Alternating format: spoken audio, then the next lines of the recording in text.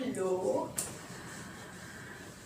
good morning, and welcome on the session of 15th May. Hope so you're doing well. And without any further ado, let's move toward the last topic of the chapter number 4, materials, metals, and non-metals. See, my voice is increasing. Why? Because I think so now you're getting excited to enjoy vacation, right? Okay, so first of all, last topic, that is uses of metals and non-metals. Uses, we saw all chemical reaction with oxygen, reaction with water, after that reaction with acids and bases, displacement reaction. In displacement reaction I had given you one task, that is about beaker B, what chemical reaction means what product you will get after displacement of copper and iron, that you were supposed to do. That was your task. Here also I'll come up with the task that I'll give you at last. Okay, so now here pay attention. Uses of metals and non-metals. First one, metals uses, many uses are there, but I can't put it everything separately into sentences and textbook also. That's why I have written everything by putting commas. Okay, so metals are, see, metals are, I have not written here, understood? Metals are used to making machinery. Machinery means, you know, machines, automobiles, vehicles, aeroplanes. Yes, in the aeroplanes also metals are used. Aeroplanes, trains, you know very well. Satellites, in the satellites also metals are used. Industrial gadget means the industry which uses some type of small machines or small gadget. So for that, with the help of that, worker can handle a particular thing or can produce particular thing easily. That's why at our home also many gadgets will be there, like you can say the jar of mixture, that is made up of steel, so that is metal, right? After that you see knife and utensils also are there, and some trimmer. Your father must be using trimmer for shaving or trimming, so in that also blades will be of metals, right? Plastic not possible. So that gadgets, some home appliances also. After that cooking utensils, I already told you. Water boilers means to boil the water, and waxing boiler also is coming, that is also made up of tin, that is tin is one type of metal. After that, why in this huge area, in this area metals have been used? Because first of all, they are good conductor of heat and electricity. First thing, metals are good conductor of heat and electricity, because first of all, machinery, industry, without electricity not possible. At our home, heat and electricity, without heat and electricity maximum works are not possible, understood? आप morning से लेके evening तक या फिर night में going off to bed, सोचो morning में आप उठते हो, ब्रश करते हो, वहाँ पे क्या होगा? पहले तो heater, after that electricity means lamp, okay. जो शावर लेते हो वहाँ पे इलेक्ट्रिसिटी चाहिए। आप if you are having black coffee और green tea anything, so over there also heat, right? So maximum work without heat and electricity. First of all, whenever you are sitting over there, you must be using AC or fan, so over there also electricity. Cooking, heat, so this everything just are good conductors of heat and electricity. After that, they can be beaten and molded. You know, they can be beaten into any shape, they can be molded into any shape, they can be beaten into shapes, understood? They are ductile, they are sonorous. याद आया कुछ?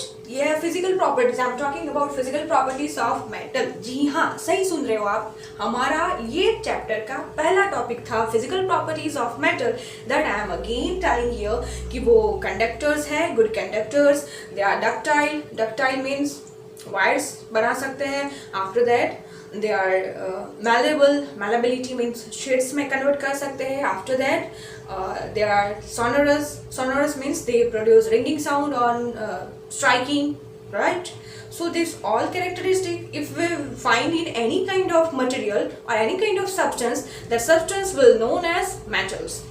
So these physical properties they have, and more than that, good strength. That's why they have been used in this, see aeroplane में good strength चाहिए, okay वहाँ पे plastic का aeroplane बना के उड़ाओगे तो वो छोटे बच्चे खेलते हैं उससे। ओके, नॉन मेटल्स में यूजेस है वो इसमें तो आप वन सेंटेंस बना के ये रीजन है, you will write here everything, I will tell you, be patient. Non metals, first of all, non-metals essential for our life which all living being inhale during breathing। अभी इससे तो आपको clue आ गया होगा कि that's essential for our life also, मतलब कि हमारे लाइफ, हमारे जीने के लिए essential है। Why? Because when we inhale, what we take? Oxygen। तो टेक्स्ट बुक में आपको वो एलिमेंट का नाम नहीं दिया है। Element means one type of substance, one type of part, that part or that substance name not given in textbook I have written here for your easy understanding, and likewise you also will follow me, understood?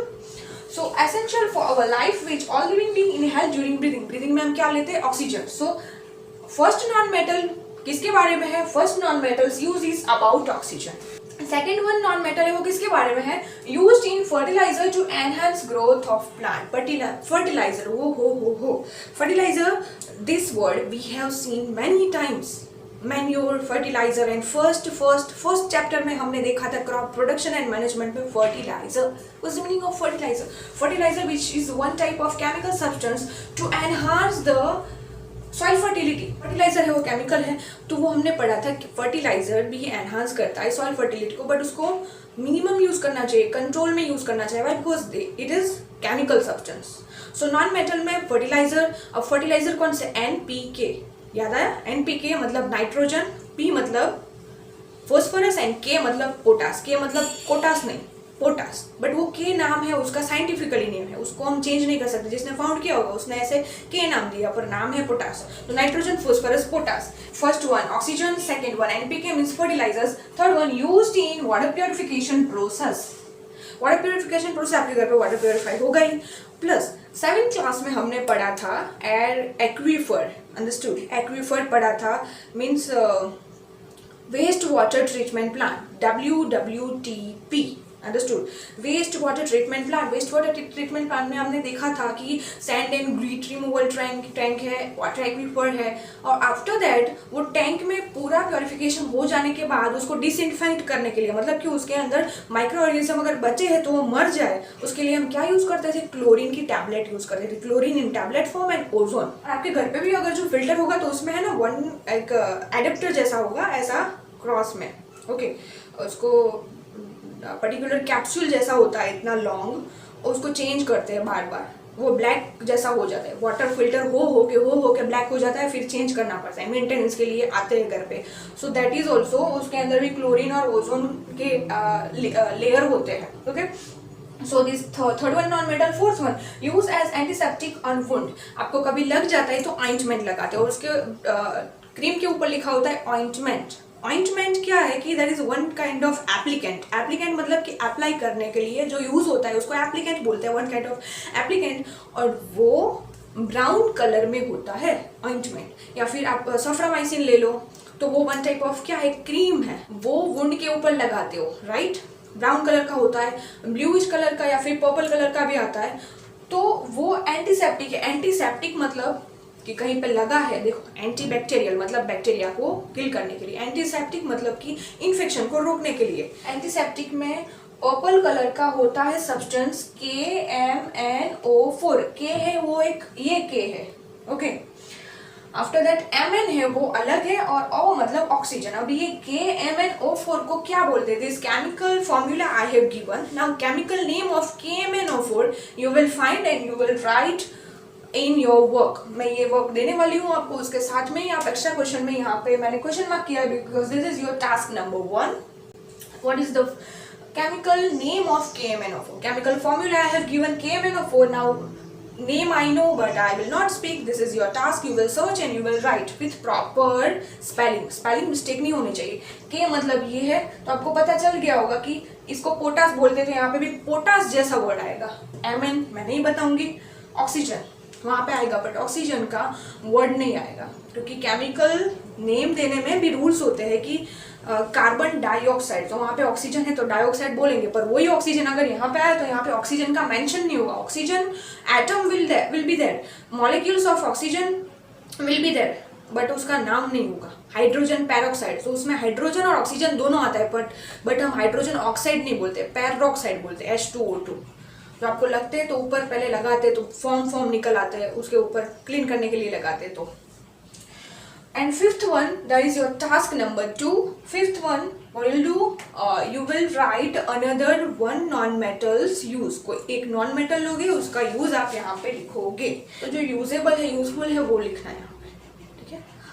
हाँ, okay. Another thing, we have finish the chapter. Means के chapter में जो था वो तो आपको पता चल गया, बट ऐसा नहीं है कि हमारे पूरे एंटायर वर्ल्ड में metals and non metals only exist, वही एग्जिस्ट करते हैं। No, some substance who has characteristic half of metal and half of non-metal. I can say that if you have learnt amphibians means the animal who can survive on terrestrial stage and who can survive in the aquatic bodies also. One good example is frog. Frog has lung also to survive on terrestrial bases, terrestrial stages, and they have gills also to survive in aquatic bodies, water bodies. Gills है तो gills only water में चलता है, और lung है हमारा तो हम क्या टेरेस्ट्रियल है, right, because we can survive on land. तो दोनों के लिए उसके पास गिल्स भी है, लंग्स भी है, अकॉर्डिंगली वो यूज करेंगे जहाँ पे उसको रहना है, as per the convenient, as per the location they'll use. So that amphibians, so here also one word I am going to introduce you, that is metalloid. What's the name of that word? Metalloid. Metalloids are the substance or the one stage of metal who has characteristic of metal and non-metal as well. Means half they have characteristic of metal and half characteristic they possesses of non-metal. दोनों की characteristic है, मतलब वो good conductor भी है, उसके पास strengthen भी हो, bitten भी हो सकते हैं, और ये सब में या फिर chemical reaction में भी वो active रह सकते हैं। दोनों की characteristic है, तो उसको बोलेंगे metalloids. It was my mistake, I forgot T. Okay, pardon me. Metalloids. So they are metalloids, मतलब कि दोनों की characteristic है, understood?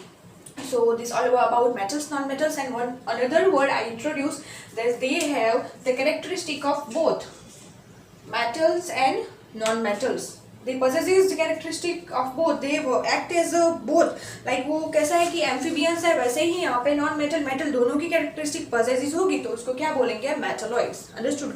Okay. Now another thing that the after Mann reaction, if some substances are not changing its state of form, कि वो कौन से form में है, वो अगर चेंज नहीं होता है after giving heat, after cooling it, और आफ्टर इलेक्ट्रोलिसिस मतलब उसके पॉजिटिव और नेगेटिव चार्जेस को डिफरेंट करना। अभी ये पॉजिटिव नेगेटिव चार्जेस क्या है वो आपको समझ में नहीं आएगा, बट याद रखो कि सम substances will never change or not able to change the state or form after giving heat or after cooling them down or after the electrolysis. Now they will be known as element. उनको क्या बोलेंगे? Element बोलेंगे। अभी सही है, हाँ, अभी मत बोलना कि रॉन्ग है। एलिमेंट कभी हो जाता है। Element means one part, understood? Elements means one substance. Now elements है, उनको अगर ज्वाइन करेंगे, सपोज मोनोमर है, मोनोमर मतलब सिंगल यूनिट को सबको ज्वाइन करेंगे तो क्या बनता था? पॉलीमर बनता था। तो एलिमेंट है, तो एलिमेंट बहुत सारे एलिमेंट ज्वाइन होके, बहुत सारे एटम ज्वाइन होके, मॉलिक्यूल ज्वाइन होके एक सब्सटेंस बनता है। कोई भी पूरे वर्ल्ड में, and the whole entire world, not even a single object is there without element, atom and molecule. Atom मतलब मैं ऐसा बोल सकती हूँ ऑक्सीजन का एटम है, अंडरस्टूड? ऑक्सीजन का एटम है मतलब कि वो एक पार्ट है। ऐसे बहुत सारे part will get together and will form a particular substance. Plastic है, प्लास्टिक पॉलीमर है, तो इसमें thermoplastic, thermostatic plastic, but plastics के पॉलीमर हो गए अंदर, मतलब मोनोमर ज्वाइन होके पॉलीमर बनेगा। और द सब्सटेंस और element will join together and they will make particular substance. ये ही एक substance है या कोई भी एक object है वो एक ही element से बना होता है. Understood? Suppose here in the environment many gases are there. Now if we will find out oxygen, तो हम ऑक्सीजन लेते हैं तो वो ऑक्सीजन के मॉलिक्यूल एक साथ में जो होंगे वो ही अंदर आएंगे, दूसरे नहीं आएंगे. So if any object is made up of particular element, that element वो क्या है कि after giving any type of condition to them, after giving heating, cooling या फिर electrolysis, they will not change their shape, they will not change their properties. उसकी properties as it is रहेगी जैसे पहले थी. ओके, कंडेंसेशन करो, evaporation करो, anything you do, freezing, cooling, okay, तो वो एलिमेंट में आते हैं. कि ऐसा नहीं है कि हमारा होल वर्ल्ड मेटल और नॉन मेटल से बना है. थिंक कि ये मेटल नॉन मेटल तो हम हमारे नज़र के सामने, आंखों के सामने वो हम देख रहे हैं, metal non metal, okay, but what's about the other thing. हमारे वर्ल्ड में metals non metals only are not exist. Okay, so उसके अलावा जो भी चीज़ें हैं उसको बोलेंगे एलिमेंट, और एलिमेंट के अंदर एटम आते हैं. Suppose you can say oxygen, carbon, oxygen okay non metal में आता है, but carbon is one type of element. क्यों? बिकॉज कार्बन है, कार्बन चारकोल होता है, यू नो, चारकोल फेस पे लगाते हैं और ऐसे पील ऑफ करते हैं. वो चारकोल तो ब्लैक कलर का होता है, या फिर चारकोल के भी फेस वॉश भी आते हैं, चारकोल क्ले भी आता है, चारकोल पील ऑफ भी आता है कि वो हम ऐसे निकालते हैं. तो charcoal, so that is, charcoal के अंदर क्या होता है? कार्बन होता है. सो दैट कार्बन, तो whole charcoal mask will be made up of one element only and one atom only. That atom is carbon. Okay, so कोई भी वन पर्टिकुलर ऑब्जेक्ट है that will be, if you will find in any stages, अभी वो carbon का है तो वहाँ पे वो कार्बन के एटम कार्बन के ही होंगे. और अगर ये कार्बन, अगर आप एज अ गैस फॉर्म में फाइंड करोगे, गैसियस फॉर्म में मतलब कि हम जो एक्सेल करते हैं वो क्या है? कार्बन डाइऑक्साइड है. तो गैसियस फॉर्म में अगर जो बाहर आता है CO2, कार्बन डाइऑक्साइड, तो क्या होगा? वो कार्बन डाइऑक्साइड बाहर आता है तो वो कार्बन की कैरेक्टरिस्टिक, उसकी प्रॉपर्टी और जो चारकोल के कार्बन की property, both will be same. Means that element, that atom will remain in any form, but that properties will remain as it is. कि अगर आप gaseous form में देखो तो भी वो सेम होगा, solid form में देखो तो भी वो सेम होगा, लिक्विड फॉर्म में देखो तो भी वो सेम होगा. मतलब कि स्ट्रक्चर है, ऑक्सीजन है, ऑक्सीजन का स्ट्रक्चर है, वो माइक्रोस्कोप में, इलेक्ट्रॉन माइक्रोस्कोप में दिखता है, तो ऑक्सीजन का स्ट्रक्चर हम ऑक्सीजन लेते हैं उसमें भी सेम होगा. वाटर के अंदर H2O, वहाँ पे ऑक्सीजन है, वो भी सेम होगा. और if anywhere, any other places, oxygen bubbles will be there in the liquid form, in the gaseous form और in the solid form, everywhere the structure of oxygen will remain the same. So this all are atoms. Atoms, और वो atoms element है, one type of, okay, the one part है. और elementary tables होते हैं, okay, उसके अंदर बहुत सारे हैं, like I can say helium, lithium, nitrogen, beryllium, boron, zinc, sulphur, after that chlorine, fluorine, xanthium, रेनोडियम, after that chromium, then you can say many, mercury, okay, then I can give example of beryllium, boron, potassium, okay, hydrogen, helium, lithium, beryllium, boron, oxygen, argon, nitrogen, fluorine, neon, sodium, manganese, magnesium, sulfur, argon, potassium, calcium. So these all are element. Okay, बहुत सारे याद आ रहे हैं पर अभी बोलूँगी तो आपके everything will move from the head of your face. ऊपर से जाने वाला है, will bounce from your head or will go from your head. So load नहीं देती हूँ, वैसे भी वैकेशन है तो अभी इतना थोड़ा पड़ेगा तो फिर एंजॉय कैसे करोगे, है ना, वैकेशन, नो प्रॉब्लम. ये मेटल नॉन मेटल का मैंने एक्सप्लेन किया. After that I told about metalloids and I told about element, substance, atoms and molecules. Okay, so ये जो चीज़ें हैं वो आपको it will help you in 9th standard. You must have basic idea of atoms, molecule, metalloid and element. So ये 4 word आप search करना internet पे, आपको उसकी प्रॉपर इंफॉर्मेशन मिल जाएगी. In any language you can take the knowledge, better you take knowledge of in English, because English में आपको इजीली समझ में आएगा. हिंदी में वहाँ पे कण यूज़ किया होगा कि एटम को बोलते हैं कण या फिर पदार्थ, तो वो आपके लिए it's like hammering on your head. Okay, you won't be able to understand it properly. So as per my suggestion, as per my point, you go with English language. Forward you will search element, atom, molecule and metalloids. Understood? And this whatever content was there of our chapter, that I have covered very well. Hope so you understood, guys. And I'm wishing you have a very happy days further, means in future, means as a holidays or as a vacation, whatever you so complete my work. I have given summer vacation work, complete my work. And this homework also I'm gonna give you in the fan notebook, and that work is separately, you know, project paper file or supplementary or homemade supplementary or any pin page supplementary. Understood? अभी तो मिलेंगे हम, ऐसा नहीं है, Saturday को मिलेंगे. After that you'll be enjoying your days, so have fun, but with that please be cautious, take care of yourself. Okay, lockdown है तो घर पे रहना, हॉलीडे मनाने के लिए बाहर जाना नहीं है. वैसे भी अभी क्या ही बंद है, bus train and that all, flight में भी नहीं जा सकते, उड़ भी नहीं सकते, घर पे ही रहना है ना. मामा के घर पे भी नहीं जा सकते, कोई बात नहीं, घर पे रहना, नई नई डिशेज ट्राई करना. And let me know if you understood everything then in the comment section, and watch my video again and again if you didn't understand. And lastly I'll say we'll meet soon. Okay, I can't say bye bye because vacation hai, then also I also don't like to say bye. So take care of yourself, see you soon.